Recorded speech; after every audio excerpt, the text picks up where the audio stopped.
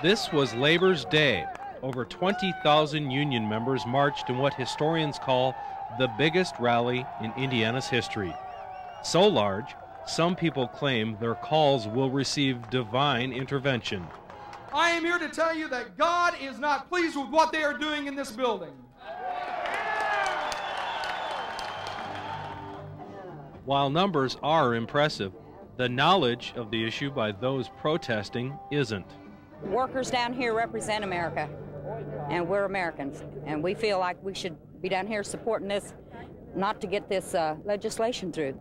What can you tell me about the legislation with its provisions on prevailing wage, and how would it affect you?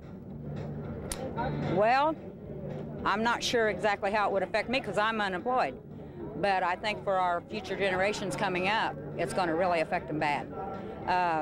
They're going to put child labor in eventually. Others stand by the position that union work is superior, even though public and private projects are subject to the same inspection standards, whether built by union contractors or not.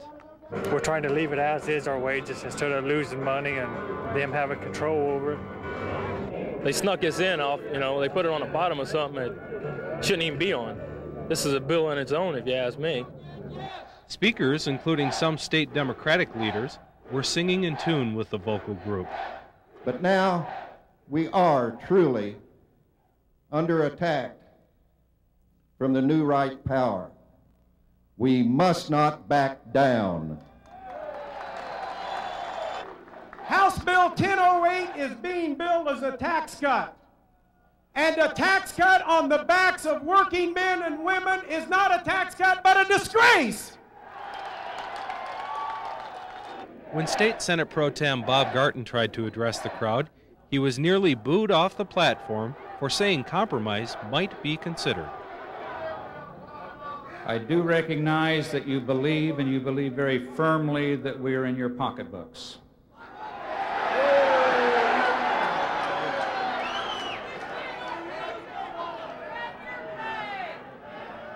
I also recognize that we are in taxpayers' pocketbooks.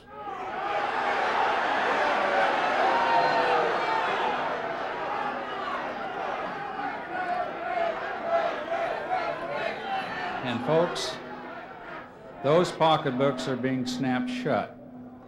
In all likelihood, if the measure does pass the Senate with the prevailing wage provisions, the governor will be forced to make a difficult decision. Does he veto a measure he supports, which controls property taxes, for a trade-off that is near and dear to his organized labor voters? This is Joel Reuter, reporting for the Indiana Farm Bureau.